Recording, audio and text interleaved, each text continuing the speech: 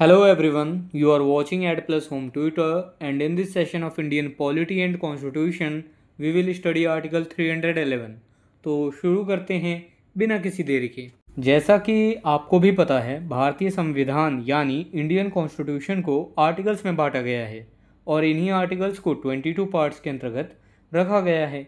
इसी 22 पार्ट्स में से 14th पार्ट में यूनियन और स्टेट्स के अंडर पब्लिक सर्विसेज में व्यक्तियों के एम्प्लॉयमेंट को रेगुलेट करने के प्रोविजंस के बारे में बताया गया है, जिसके अंतर्गत आर्टिकल 308 से लेकर आर्टिकल 323 तक के सारे आर्टिकल्स आते हैं। यहाँ हम बस आर्टिकल 311 पर चर्चा करेंगे। आर्टिकल 311 पार्ट 14 के चैप्टर फर्स्ट के अंतर्गत आता है। चैप्टर फर्स्ट में सर्विसेज के बारे में बताया गया है। यहाँ मैं जो है पहले कंटेंट को इंग्लिश में रीड करूँगा, फिर उसकी मीनिंग आपको हिंदी में समझाऊँगा ताकि आपको कंसेप्ट ज़्यादा से ज़्यादा समझ आ सके। Article 311 talk about dismissal, removal और reduction in rank of persons employed in civil capacities under the union और स्टेट। आर्टिकल 311 में यूनियन या स्टेट के अधीन सिविल कैपेसिटीज में एम्प्लॉयड व्यक्तियों के डिसमिसल यानी बर्खास्तगी, रिमूवल यानी हटाए जाने या रैंक में कमी करने की बात पर चर्चा की गई है। सिंपल शब्दों में यूँ कहें तो जो भी व्यक्ति जो चाहे यूनियन या चाहे स्टेट यानी चाहे केंद्र या चाहे राज्य के अधीन सिविल सर्विसेज कर रहे हैं या सिविल सर्विसेज में कह सकते हैं कि एम्प्लॉयड हैं, ऐसे व्यक्तियों को बर्खास्त कैसे किया जाए, मतलब उनको हटाया कैसे जाए, डिसमिसल कैसे किया जाए, उनका रिमूवल कैसे किया जाए, उनको हटाया कैसे जाए, या उनके रैंक में कमी कैसे की जाए कि उनका प्रमोशन की जगह डिमोशन कर दिया है ना, जो रैंक था उससे कम कर दिया उसका रैंक। तो इन सब के बारे में यहाँ आर्टिकल 311 में चर्चा की गई है। Article 311 clause first, no person who is a member of a civil service of the union or an all India service or a civil service of a state or holds a civil post under the union or a state shall be dismissed or removed by an authority subordinate to that by which he was appointed। कोई भी व्यक्ति जो union के civil service या all India service या किसी state के civil service का मेंबर है या यूनियन या स्टेट के अधीन कोई सिविल पोस्ट को धारण करता है, वह व्यक्ति उस अथॉरिटी के सबऑर्डिनेट के किसी अथॉरिटी द्वारा डिसमिस्ड या रिमूव नहीं किया जाएगा जिसके द्वारा उसकी अपॉइंटमेंट की गई थी। ये सिंपल शब्दों में यहाँ पे यह कहा गया है, कोई ऐसा व्यक्ति जो यूनियन के सिविल सर्विस या ऑल इंडिया सर्विस या स्टेट के सिविल सर्विस का मेंबर हो या यूनियन या स्टेट के अंतर्गत कोई सिविल पोस्ट सिविल पद धारण करता है, धारण किया हुआ हो, ऐसा व्यक्ति यदि किसी अथॉरिटी द्वारा अपॉइंट किया गया था, किसी के द्वारा तो अपॉइंट किया जाता है किसी पोजीशन के लिए, तो उस अथॉरिटी द्वारा अपॉइंट किया जाता था, तो वह उस अथॉरिटी के किसी सबऑर्डिनेट अथॉरिटी, कोई नीचे का अथॉरिटी होगा, अगर उसका सबऑर्डिनेट अथॉरिटी होगा तो उसके द्वारा उसको डिसमिस्ड या रिमूव नहीं किया जाएगा। ठीक है, तो यहाँ पे यह कह दिया गया। अब मान के चलिए कि आपका अपॉइंटमेंट आप एक एग्जीक्यूटिव के तौर पर जाते हैं किसी कंपनी में और सीनियर मैनेजर के द्वारा आपको अपॉइंट किया गया था और आपका मैनेजर कह रहा है कि अब आपको हम हटा देंगे, तो आपका मैनेजर नहीं हटा सकता, आपका सीनियर मैनेजर ही हटा सकता है। तो इसमें यह कहा गया है कि जो अपॉइंट करेगा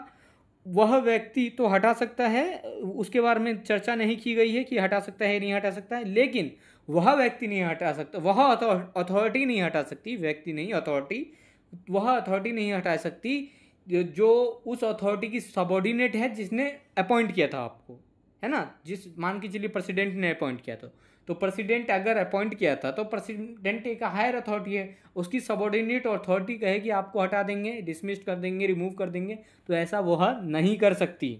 article 311 clause second, no such person as aforesaid shall be dismissed or removed or reduced in rank except after an inquiry in which he has been informed of the charges against him and given a reasonable opportunity of being heard in respect of those charges। इस article के तहत बताए गए किसी भी व्यक्ति को dismissed या रिमूव नहीं किया जाएगा या उसके पोस्ट में कमी नहीं की जाएगी, सिवाय उस सिचुएशन के जिस सिचुएशन में इंक्वायरी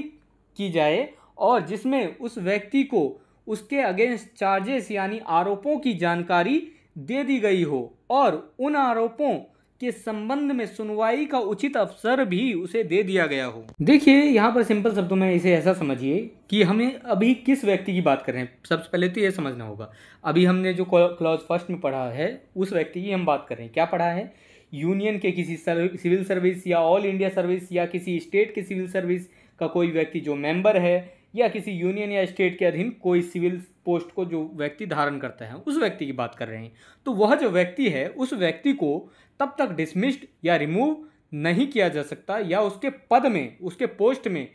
कमी नहीं की जा सकती, उसके पोस्ट को रिड्यूस नहीं किया जा सकता, उसके रैंक को रिड्यूस नहीं किया जा सकता जब तक उसके संबंध में कोई इंक्वायरी ना बिठा दी गई हो। और इंक्वायरी जिस व्यक्ति के संबंध में बिठाई गई है उसको उसके अगेंस्ट चार्जेस यानी उसके अगेंस्ट जो चार्जेस लगाए गए हैं, जो आरोप लगाए गए हैं, उस व्यक्ति को उस चीज़ों की जानकारी ना दे दी गई हो और उन आरोपों के संबंध में सुनवाई का भी अवसर देना उस व्यक्ति को जरूरी है। जब तक उसको उसके अगेंस्ट चार्जेस ना बता दिए गए हों, उसको सुनवाई का अवसर ना दे दिया गया हो, तब तक ऐसे किसी व्यक्ति को डिसमिस्ड या रिमूव नहीं किया जाएगा या फिर उसके पोस्ट में कमी नहीं किया जा सकता। ठीक है, ये सब करना जरूरी है इंक्वायरी के संबंध में। मतलब उसको उस चार्जेस बता दे कि उसकी गलती क्या है, बिना गलती किए थोड़ी ना आप उसे हटा दोगे और उसको सुनवाई का अवसर दे दो कि आपको अपनी सुनवाई में कुछ कहना है, तो वो भी अवसर देना होगा। यहाँ पर एक और बात कह दी गई है इसी के संबंध में, provided that where it is proposed after such inquiry to impose upon him any such penalty may be imposed on the basis of the evidence adduced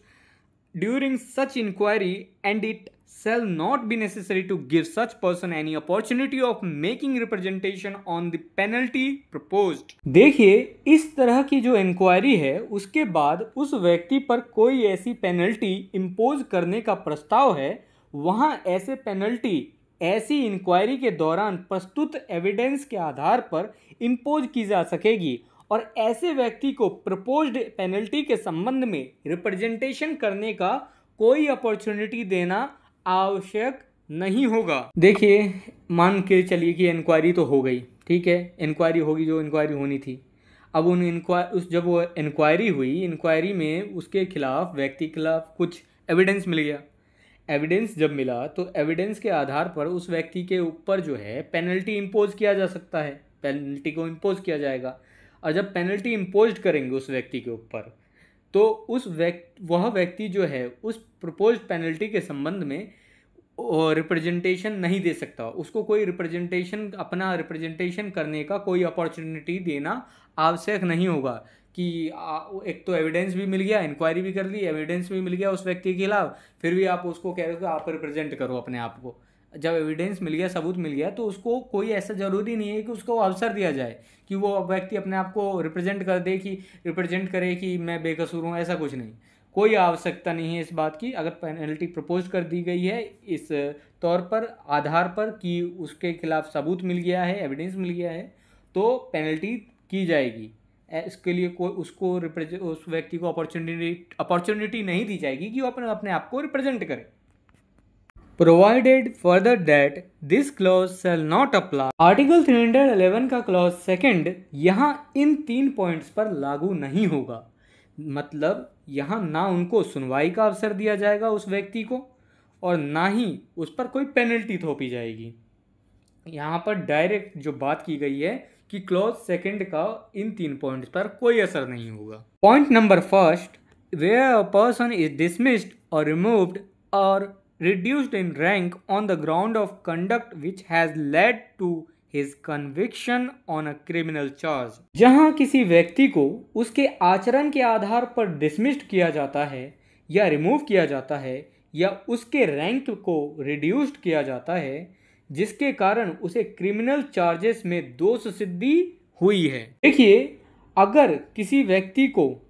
dismissed किया जाता है, रिमूव किया जाता है या उसके रैंक में कमी की जाती है इस वजह से कि वह व्यक्ति जो है दोष सिद्ध पाया गया है किसी क्रिमिनल चार्जेस में, कोई क्रिमिनल गुनाह कर दिया है, क्रिमिनल चार्जेस है, क्रिमिनल आरोप है उसके ऊपर और वो दोष सिद्ध हो चुका है, तो उस केस में क्लॉज सेकंड जो है वहां लागू नहीं होगा।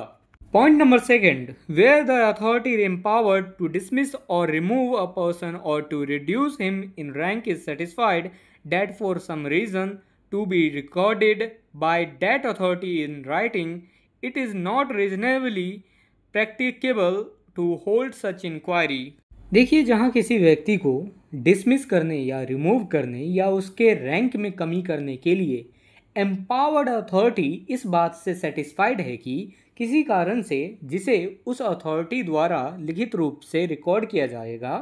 कि ऐसी इंक्वायरी करना रीजनेबल रूप से प्रैक्टिकेबल नहीं है। देखिए, सिंपल शब्दों में यहाँ पर यह कहा गया है कि जहाँ किसी भी व्यक्ति को डिसमिस करने की बात आती है या फिर रिमूव करने की बात आती है या फिर उसके रैंक में कमी करने की बात आती है, वहाँ यदि किसी एम्पावर्ड अथॉरिटी द्वारा यह सेटिस्फाइड है, यह संतुष्ट कर लिया गया है कि किसी कारण से जो है उस अथॉरिटी, और उस अथॉरिटी ने यह लिखित रूप में भी रिकॉर्ड कर लिया गया है कि जो कारण है, तो किसी कारण से ऐसी इंक्वायरी करना जो है रीजनेबल रूप से प्रैक्टिकेबल नहीं है, मतलब जहाँ जो है इंक्वायरी की ही नहीं जा सकती,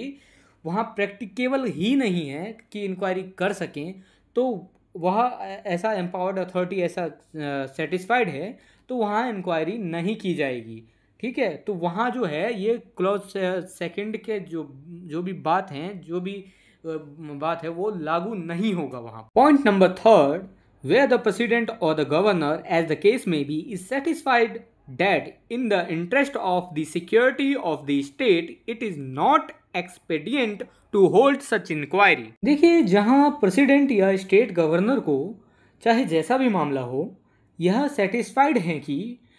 राज्य की सिक्योरिटी के इंटरेस्ट में ऐसी इंक्वायरी करना फायदेमंद नहीं है, तो वहाँ इंक्वायरी नहीं की जाएगी, वहाँ जो है क्लॉज सेकंड की कोई भी बात अप्लाई नहीं होगी। Article 311 clause third, if in respect of any such person as aforesaid a question arises whether it is reasonably practicable to hold such inquiry as is referred to in clause second, the decision thereon of the authority empowered to dismiss or remove such person or to reduce him in rank shall be final। यदि इस article के तहत बताए गए किसी व्यक्ति के संबंध में यह प्रश्न उठता है कि क्या क्लॉज सेकंड में बताई गई इंक्वायरी करना रीजनेबल रूप से प्रैक्टिकेबल है या नहीं, तो तब ऐसे व्यक्ति को डिसमिस करने या रिमूव करने या रैंक में कमी करने के लिए एम्पावर्ड अथॉरिटी का उस पर जो डिसीजन है वो अंतिम होगा। देखिए, कोई भी अन्य केस आ सकता है जिस पर यह पता लगाना मुश्किल है कि इस पर क्लॉज सेकंड के तहत इंक्वायरी बिठाए जाए उस पर्टिकुलर व्यक्ति के ऊपर या नहीं, तो वहाँ पर जो है ऐसी अथॉरिटी का डिसीजन अंतिम होगा जो अथॉरिटी को यह अधिकार है कि वह डिसमिस कर सके, रिमूव कर सके या रैंक में कमी कर सके, उस एम्पावर्ड अथॉरिटी का जो डिसीजन होगा वो अंतिम होगा वहाँ पर। यदि ये वीडियो आपके लिए हेल्पफुल है तो ऐसे और वीडियोस के लिए चैनल को सब्सक्राइब करें और इस वीडियो को लाइक करें।